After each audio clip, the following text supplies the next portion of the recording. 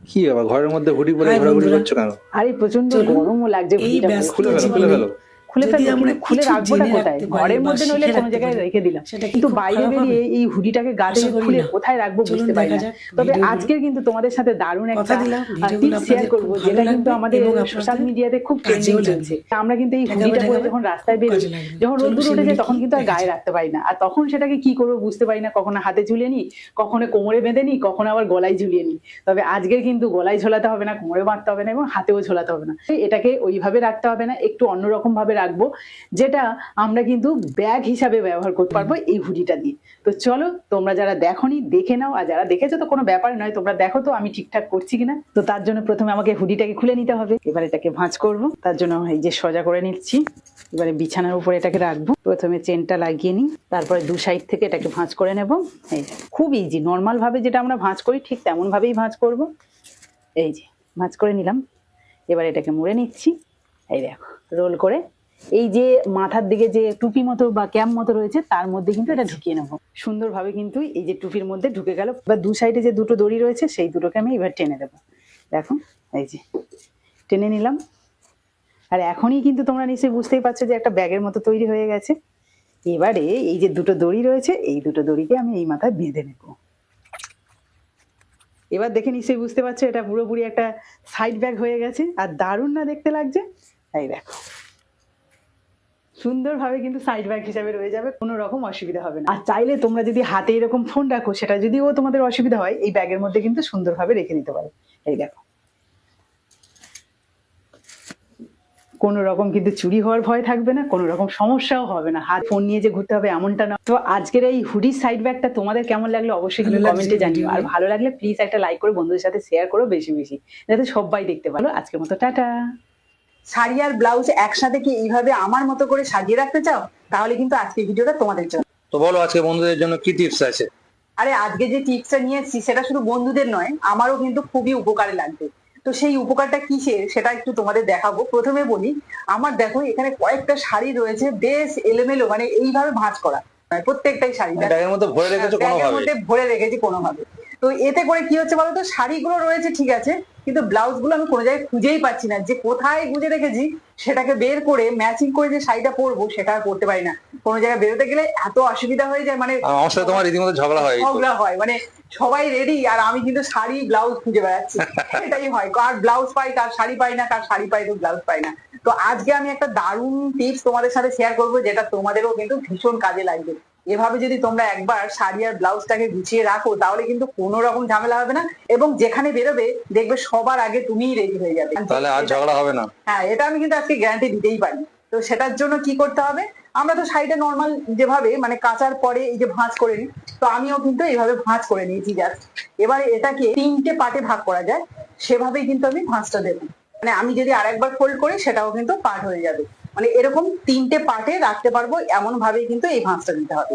এবার এটাকে আমার নিজের দিকে ঘুরিয়ে নিচ্ছি, এই এভাবে ঘুরিয়ে নিলাম। এবার এই শাড়ির সাথে কিন্তু এই ব্লাউজটা রয়েছে, এই শাড়ির সাথেই রাখবো যাতে আমার বেরোতে মানে সুবিধা হয় আর কি। তো দেখো, প্রথমে এই যে ব্লাউজটাকেও পাচ্ছি, এইভাবে পেতে নিচ্ছি। তার উপরে এই ফোল্ড করে রেখেছি যে ব্লাউজ, ফোল্ড করে যে শাড়িটা রেখেছি তার উপরে সুন্দর করে রেখে দেবো।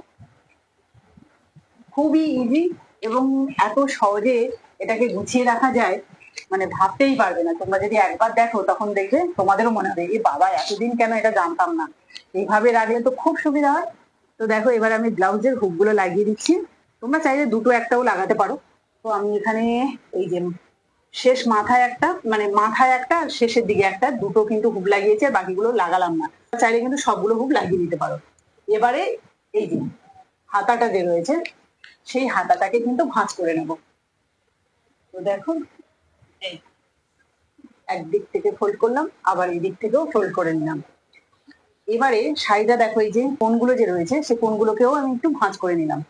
কোনো অসুবিধা নেই, এর জন্য কিন্তু ব্লাউজ যে কুঁচকে যাবে বা কোনো অসুবিধা হয়ে যাবে, পরে পরতে পারবে না এমনটা কিন্তু না, সহজে সুন্দরভাবে পরে নিতে পারবে। এবার এটাকে আমি এই ঢাকা দিয়ে দিলাম। পিছনে দেখো তো সুন্দরভাবে সেট হয়ে আছে। এবারে এই যে দড়িটা যে রয়েছে এই দড়িটাকে বেঁধে নেব, এইভাবে জাস্ট এই যে করে নিলাম। তোমরা চাইলে কিন্তু এটাকে এদিক থেকে মানে পেছনে এই জায়গাটাকে বেঁধে নিতে পারছি, জাস্ট এই যে গিট্টি দিয়ে দিচ্ছি। তোমরা চাইলে এটা দিতে পারো, না হলে কিন্তু এখানেই শুধুমাত্র যদি আটকে দাও তাতেও হবে। তো দেখো ব্লাউজ আর শাড়ি কেমন ভাবে থাকলো, একদম পাটে পাটে, কিন্তু পর পর যদি তোমরা সাজিয়ে রাখো, যখনই যেখানে বেরোবে তখনই ঝপ করে সেটা নিয়ে নিতে পারো। ব্লাউজ সহ শাড়িটা কোনো রকম কিন্তু কুঁচকে যাবে না বা ভাঁজ পড়ে যাবে না, একদম সুন্দরভাবে প্যাক করা থাকবে। তো চলো আরো কয়েকটা কিন্তু আমি রেডি করে রেখেছি, তোমাদের একটু দেখিয়ে দিই। এই যে পর পর কিন্তু আমি এখানে পাটে পাটে রাখবো। দেখো এই একটা শাড়ি রেখেছি, দেখো ব্লাউজ আর শাড়ি, ব্লাউজ এন্ড শাড়ি, দেখো পাটে পাটে, কোনো ব্লাউজ কিন্তু কোঁচকাবে না বা শাড়িও কোঁচকাবে না। দেখো এইভাবে কিন্তু প্রত্যেকটা শাড়ি আমি ভাঁজ করে রাখবো। দেখো এই যে আমার পাশে রয়েছে শুধুমাত্র শাড়িগুলো, সে শাড়িগুলোর যে অবস্থা বা যেভাবে রয়েছে, তার থেকে তোমাদের কি মনে হয় না যে এইভাবে যদি শাড়ি ব্লাউজ রাখা হয় একসাথে, তাহলে কোনটা বেশি সুবিধা হবে? তোমরাই কমেন্টে জানাবে। তো আজকের এই টিপসটা তোমাদের কেমন লাগলো অবশ্যই কিন্তু কমেন্টে জানাবে, আর ভালো লাগলে প্লিজ একটা লাইক করে দেবে, আর বন্ধুদের সাথে প্রচুর প্রচুর শেয়ার করবে, যাতে সবাই ঘরের যারা বউ মেয়েরা রয়েছে তারা যেন এইভাবে সুন্দর করে শাড়িগুলো বাড়িতে নিজেদের মতো করে গুছিয়ে রাখতে পারি। তো চলো আজকের মতো টাটা। খুব টেনশনে আছো মনে হচ্ছে। একদমই তাই। দেখো না, একটা গ্যাস ওভেন কিন্তু খুব সুন্দরভাবে জ্বলছে, আর একদিকে একদমই জ্বলছে না বলতে গেলে। মানে উনুনে যদি কোনো হাঁড়ি বা কড়াই বসাই না, সেটা গরম হতে যা সময় লাগে খুবই অসুবিধা হয় একটা ওভেনে রান্না করতে। তাই আর একটা ওভেনটাকে সারানোর জন্য আজকে কিন্তু আমি চলে এসেছি, এবং সেটাও তোমাদের সাথে শেয়ার করব, তোমাদেরও কাজে লাগতে পারে ভবিষ্যতে। পারবে তুমি বলছো? অবশ্যই পারবো, কারণ আমাদের বাড়িতে একবার কিন্তু এরকম ওভেনটা খুব সমস্যা হচ্ছিল, সেটাকে কিন্তু আমি সারিয়েছিলাম। আর এই ফ্লেমটাকে তুমি বাড়াতে পারবে বলছো? একদমই। ঠিক আছে, চলো চলো দেখাই যাক। তো তার জন্য আমাকে ওভেনটাকে একটা জায়গায় নিয়ে যেতে হবে, কারণ এখানে দাঁড়িয়ে দাঁড়িয়ে তো কাজটা করা সম্ভব নয়। চলো তো চলো, এবার আমি এই বার্নার দুটো খুলে রাখছি, আর এই দুটো বার্নারও দেখো কিরকম কালো হয়ে গেছে। তবে এটাকে কিভাবে পরিষ্কার করবে সেটাও কিন্তু কোনো একটা ভিডিওতে তোমাদের সাথে অবশ্যই শেয়ার করব, আর এটাও আমি পরিষ্কার করব। তো এবার আমি এটাকে উল্টে দিচ্ছি। এবারে দেখো এখানে একটা স্ক্রু মতো রয়েছে, তো এটাকে খুলে নেব। এটা হাত দিয়েও খোলা যাচ্ছে, আর তোমাদের যদি খুব টাইট হয়ে থাকে বা খুলতে না পারো, তাহলে কিন্তু এরকম প্লাস একটা নেবে, দিয়ে খুলে নেবে। এবার হাত দিয়ে ঘুরিয়ে ঘুরিয়ে কিন্তু আমি এটা খুলে নিলাম। ব্যাস, এটাকে সাইডে রাখি, পরে লাগবে। এবার এটাকে এই যে, এটাই মেন, কিন্তু এটা খুব নোংরা হয়ে গেছে, দেখতেই পাচ্ছ। মাঝে মাঝে কিন্তু এগুলো পরিষ্কার করা খুব জরুরি, না হলে এর মধ্যে আমরা যে আটার রুটি করি না, আটার গুঁড়ো কিন্তু অনেক পরিমাণে পড়ে এর মধ্যে, তার জন্য ময়লাটা বেশি হয়ে যায়। এটা নোংরা হয়েছে বলে যে জ্বলছে না এমনটা নয়, কিন্তু আরো একটা জায়গা আছে, মেন পয়েন্ট যেটা, সেটা যদি ঠিকঠাক না থাকে তখনই কিন্তু জ্বলে না। তো সেটা হলো এই যে এই জায়গাটা, এই জায়গাটা কিন্তু সরু একটা পিন ছিদ্র আছে, সেই পিনটায় যদি নোংরা পড়ে যায় বা তেল ছিটে মতো পড়ে যায়, তাহলে কিন্তু আর জ্বলবে না। তাই এটাকে আমাকে খুলে নিতে হবে। এটা কিন্তু হাত দিয়ে খোলা যাবে না, এটা কিন্তু গ্লাসটা দিয়ে খুলবো। দেখো একটা ছোট্ট নাট মতো আছে, আর নাটের মাথায় কিন্তু একটা ছোট ছিদ্র মতো দেখতে পাচ্ছ, এই ছিদ্র থেকে কিন্তু গ্যাসটা বেরোয়। আর এই জায়গাটা যদি তেল চিটে বা কোনো ধুলোবালি বা ময়লা পড়ে যায়, তাহলে কিন্তু জ্বলতে চায় না গ্যাসটা। তাই এইটাকে আমাকে বের করে নিতে হবে আর পরিষ্কার করতে হবে। তো এটা দেখো হাত দিয়েই খুলে নিচ্ছি, কারণ আমি প্লাস দিয়ে একটু টেনেছিলাম। এই দেখো বেরিয়ে আসছে। দেখো এটাকেই পরিষ্কার করব। তো তার জন্য আমি এখানে কিন্তু তার নিয়েছি, ইলেকট্রিক যে তার থাকে না, সেই তারের যে ভেতরে মানে সরু সরু কয়েল মতো বা তার মতো যে থাকে, দেখতেই পাচ্ছ তোমরা। তো এইগুলো দিয়ে পরিষ্কার করতে খুব সুবিধা হবে, কারণ এগুলো খুব সরু থাকে। তো আমি এখান থেকে দুটো কি তিনটে নিয়ে নিচ্ছি, এগুলো একসাথে করে, এই যে একসাথে করে এটাকে এর মধ্যে দিয়ে এই যে এটাকে পরিষ্কার করব। এই দেখো এই যে ছোট ছোট কুটি মতো কি বেরোচ্ছে, মানে একদম ধুলোর মতো। এই জায়গাটা আটকে গেলে কিন্তু খুব সমস্যা। আমি এই দিকটা ভালো করে পরিষ্কার করে দিচ্ছি। এবার এখান থেকে আর একটা নেব। আমার হাতটা পুরো কালো হয়ে গেছে, যেহেতু অনেক দিনের নোংরা রয়েছে এর মধ্যে। এবার একটা দেখো তার নিয়েছি। এবার এদিকে ছিদ্রটা দেখতে পাচ্ছ একদম সরু, এর মধ্যে থেকে আমি এই পাটটা দিচ্ছি। এই দেখো, এটাকে ভালো করে পরিষ্কার করে দিতে হবে।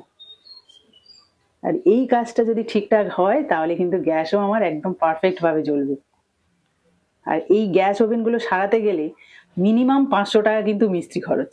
আর সেটা বাড়িতে যদি সহজে পরিষ্কার করা যায় বা সহজে সেই কাজটা করে নেওয়া যায়, তাহলে তো অবশ্যই টাকাটা সাশ্রয় হবে। এবং ঘরের বউরা যদি এগুলো শিখে রাখে, তাহলে তো সেগুলো পকেট মানি তাদেরই হবে।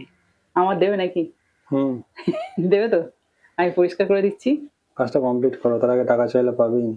এ বাবা, আচ্ছা ঠিক আছে, কাজটাই করছি। তো দেখো, দুই দিক থেকে কিন্তু আমি ভালো করে পরিষ্কার করে নিয়েছি। একটু ফোঁও দিয়ে দিচ্ছি, হয়ে গেল। এবার যেখানকার জিনিস সেখানেই লাগিয়ে দিই। খুব ইজি কাজ কিন্তু। প্লাস দিয়ে একটু টাইট করে দিই, কারণ এই জায়গাটা একটু ঢিলে থাকলে আবার অসুবিধা হয়ে যেতে পারে, সতর্ক থাকা দরকার। এবার এটা আমি জল দিয়ে ধোবো না, একটা তুলি নিয়ে নিয়েছি, তুলির সাহায্যে কিন্তু এই ভেতরটা পরিষ্কার করে নেবো। এই দেখো, দেখো কি বেরোচ্ছে, দেখো শুধু তুলি দিয়ে হেভি পরিষ্কার হয়ে যাচ্ছে। আর এর মধ্যে জল টল লেগে থাকবে যদি জল টল দিয়ে ধোয়া হয়। তো এইভাবে কিন্তু পরিষ্কার, তুলি যদি না থাকে হাতের কাছে তাহলে ব্রাশ দিয়েও কিন্তু পরিষ্কার করে নিতে পারো, মানে দাঁত মাজার ব্রাশ। এটা সুন্দরভাবে পরিষ্কার হয়ে যাচ্ছে। এখানে ছিল জিনিসটা, ঠিক সেখানেই আমার রেখে দিতে হবে। এবার এটাকেও লাগিয়ে দেবো। আর আমাদের এই গ্যাস ওভেনটা না অনেক দিনের পুরনো, সেই জন্য একটু নোংরাটা বেশি। আর পুরনো হলেই তবে কিন্তু এই সমস্যাগুলো হয়। তো চলো এবার দেখা যাক পরীক্ষায় পাস করেছি কিনা। এবার সেই আমার পুরনো বার্নার গুলো লাগিয়ে দিচ্ছি। এবার আগুনটা জ্বালিয়ে দেখি। জয় মা, দেখো কেমন জ্বলছে। তখন তো এই আগুনটা উঠছিল না। হ্যাঁ, এখন দেখো একদম পারফেক্ট ভাবে আগুন জ্বলছে। কি পারলাম তো? হেভি করে। তুমি আগে একবার করেছিলে না? একদমই তাই। আমাদের বাড়িতে যখনই গ্যাসের কোনো সমস্যা হয়, তোমরা তো জানোই যে এই পাইপটা দেখো, গ্যাসের এই পাইপটা কিন্তু আমরাই পাল্টেছি। আবার এই গ্যাসের যখন এই ওভেনের এরকম যখন আগুন জ্বলে না, তখন কিন্তু আমরাই এটাকে সারাই। তো এবারেও ভাবলাম যে তোমাদের সাথে একটু শেয়ার করি, তোমাদের যদি কারোর কাজে লাগতেই পারে। আর আর হ্যাঁ, ওই যে বললাম না যে এই যে আমার গ্যাসের কিন্তু সবকিছুই নিজেরাই রিপেয়ার করি। আর শুধুমাত্র এই যে ওভেনের যে বার্নার গুলো আছে সেগুলো কিন্তু একদম কালো হয়ে গেছে, এগুলোকে একদম ঝাঁ চকচকে করে ফেলবো। সেটা কিভাবে অবশ্যই যদি জানতে চাও কিন্তু কমেন্টে জানিয়ে যেও, আমি খুব তাড়াতাড়ি সেই ভিডিওটাও নিয়ে আসছি। তো চলো, আজকের ভিডিওটা কেমন লাগলো অবশ্যই কিন্তু কমেন্টে জানাবে। আর ভালো লাগলে প্লিজ একটা লাইক করে বন্ধুদের সাথে বেশি বেশি শেয়ার করবে।